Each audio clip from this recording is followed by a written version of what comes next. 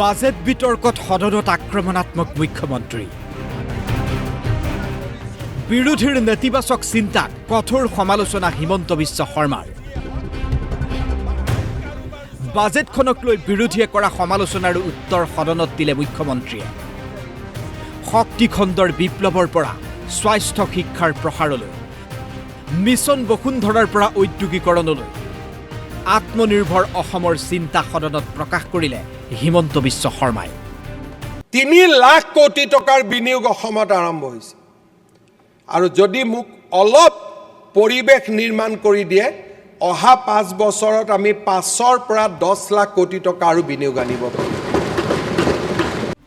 মুখ্যমন্ত্ৰীয়ে ক'লে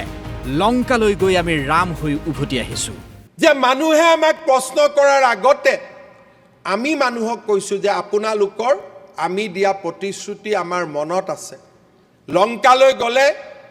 ৰাৱণ হয় কিন্তু আমি কৈছো নহয় লংকালৈ গৈও আমি ৰাম হৈ উভতি আহিম লংকালৈ ৰামো গৈছিল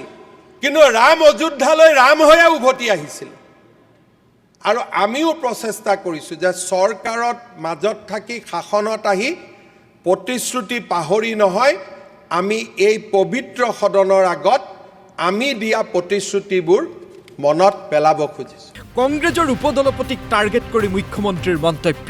উপদলপতি কলে আমি হাড় কাৰখানা আৰু সেমিকণ্ডাক্টৰ বাদেতো একো দেখা নাই অধ্যক্ষ মহোদয় আমি যে সেমিকণ্ডাক্টৰ দেখিব পাইছো আমাৰ জীৱনত এটা কৈছে আমি মাত্ৰ এটা সেমিকণ্ডাক্টৰহে দেখিছো অধ্যক্ষ মহোদয় যদি আমি এনেকে কথা কওঁ কালি যদি ঘৰে ঘৰে 1 তোলা সোণ দি দিওঁ যে 1 তোলাহে দিলো 2 তোলাটো দিয়া নাই বিৰোধীয়ে গতানুগতিক বাজেট বুলি অভিযোগ কৰিছে মুখ্যমন্ত্ৰীৰ উত্তৰ কৈছে বাজেটখন গতানুগতিক অধ্যক্ষ মহোদয় গতানুগতিক বাজেটত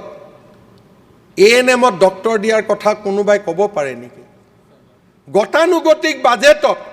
এখন ডিস্ট্ৰিক্টত এখন ইঞ্জিনিয়াৰিং কলেজ এখন মেডিকেল কলেজ এখন বিশ্ববিদ্যালয়ৰ সপোন এইখন দুখীয়া ৰাজ্যই দেখিব পাৰে নেকি অধ্যক্ষ মহোদয় আমি সাহস কৰিছো এতিয়াও কালিও মই ভাষণ শুনি আছো বজালী সমষ্টিৰ বিধায়ক মই বেয়াও পোৱা নাই যে ৰাইজে দাবী কৰিছিল বজালীত মেডিকেল লাগে এজন মানুহেও দাবী কৰা নাছিল ধৰ্মেশ্বৰ ৰাইক ইলেকশ্যনত জিকাব লাগে মিটিঙত যাব লাগে ভোট দিব লাগে মই নিজে ঘোষণা কৰিছিলো যে বজালীত এখন মেডিকেল কলেজ আমি কৰিম তাৰ আগতে এখনে মেমৰেণ্ডাম আছিল যে বজালী ইউনিভাৰ্চিটি গলে তাত বিজ্ঞান কলেজ লাগে সেইখন ৰাইজৰ মেমৰেণ্ডাম আছিল কিন্তু বজালীত মেডিকেল কলেজৰ সপোন বিজেপি চৰকাৰৰ আছে পথাৰত জলসিঞ্চনৰ ব্যৱস্থা কেনেকৈ কৰিব ক'লে হিমন্ত বিশ্ব শৰ্মাই অধ্যক্ষ মহোদয় প্ৰথমবাৰৰ বাবে আমি উল্লেখ কৰিছো যে আমি 365 দিন পানী থকা ভূটান আৰু অৰুণাচলৰ পাদদেশৰ পৰা আমি পাইপেদি পানী আনি জলসিঞ্চনৰ ব্যৱস্থা কৰিম ইয়াত কৃষক নেতাবিলাকেতো এটাও শব্দ নকলে যে ভাল কৰিছে বুলি কোৰ পৰা কলা কাপোৰ বগা কাপোৰ এইটোৱে মতলব কৰি থাকে যে কেনেকৈ গৈ দুটা পৰ্টেল টিভিত উঠিব পাৰো আৰু একো কথা নাই মুখ্যমন্ত্ৰীয়ে ক'লে অসমত আন্দোলন কৰিবলৈ এজনে অনবৰতেই খুচি থাকে হাৰিয়ানাই যদি গুৰগাঁও বনাব পাৰে গুৱাহাটীয়ে কিয় নতুন চিটি এখন বনাব নোৱাৰে কিন্তু ইয়াত এজন মানুহে ৰাইজটো আমাৰ লগতে আছে এজন মানুহে এনেকুৱা এটা পৰিৱেশ সৃষ্টি কৰে যেতিয়ালৈকে আন্দোলন নহয় খুচি থাকে টিভি যাব পৰ্টেল যাব যে আন্দোলন এটা ক্ৰিয়েট কৰিবই লাগিব এতিয়া আন্দোলন নাই মানুহে নিজে সহযোগিতা কৰিছে স্যাটেলাইট সিটি হ'ব লাগে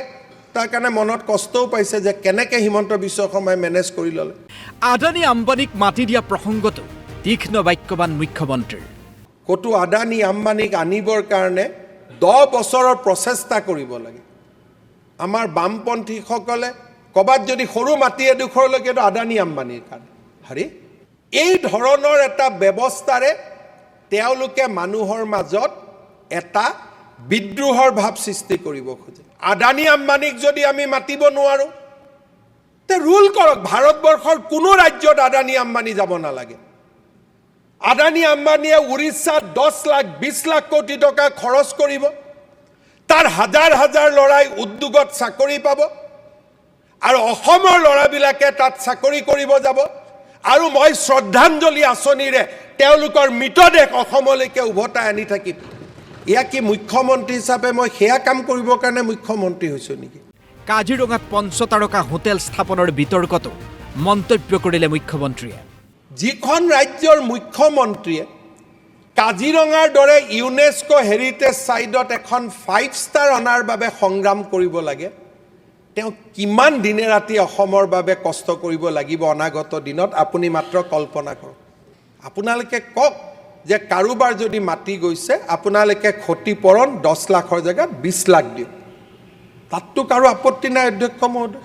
অখিল গগৈয়ে কণীৰ চিণ্ডিকেটক লৈ অনা অভিযোগক লৈ মুখ্যমন্ত্ৰীৰ প্ৰত্যুত্তৰ।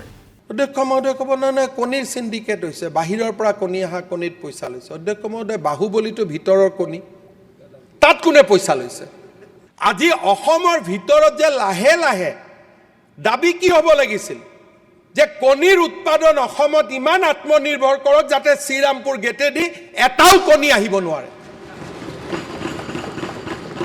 দাবীটো সেইটো নাই, কণীকেইটা দেখুৱাই ফুৰিছে যাতে বেপাৰীজনে তেওঁৰ লগতো ৰাতি কথা পাতে।